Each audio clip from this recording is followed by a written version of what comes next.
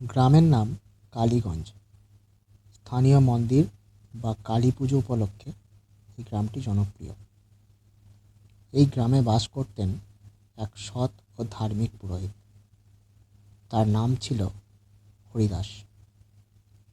হরিদাস ছিলেন খুবই নির্লোভ ও পরোপকারী মানুষ।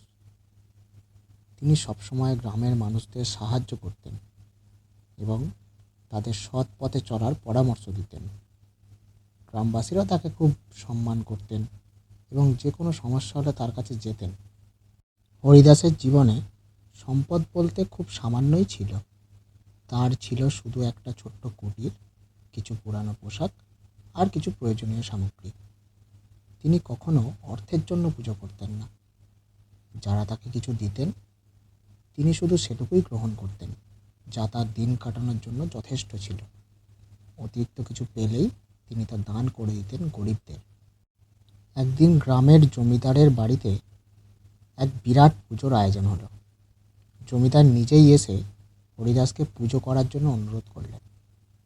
জমিদার তাকে ভালো পারিশ্রমিক দেওয়ারও প্রস্তাব দিলেন, কিন্তু হরিদাস বিনীতভাবে বললেন, হুজুর, আমি সৎভাবে যতটুকু প্রয়োজন ততটুকুই গ্রহণ করি। অতিরিক্ত অর্থ আমার প্রয়োজন নেই। জমিদার অবাক হয়ে গেলেন। তার মনে হলো এমন সৎ ও নির্লোভ মানুষ তিনি কখনো দেখেননি। জমিদার তাকে বললেন, আহা, আপনি চাইলে আমার সাথেই কাজ করতে পারেন।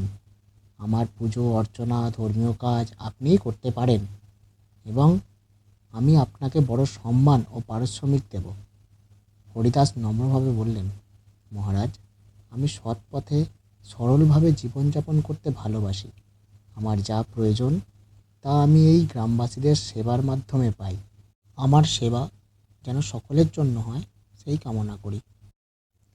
তারপর থেকে জমিদার হরিদাসের প্রতি আরও বেশি শ্রদ্ধাশীল হয়ে গেলেন এবং গ্রামবাসীরাও বুঝতে পারলেন যে একজন সৎ ও নির্লোভ মানুষ কীভাবে সমাজে পরিবর্তন আনতে পারেন। একদিন গ্রামেরই এক চোর হরিদাসের ছোট্ট কুটিরে এসে তার সামান্য জিনিসপত্র চুরি করল।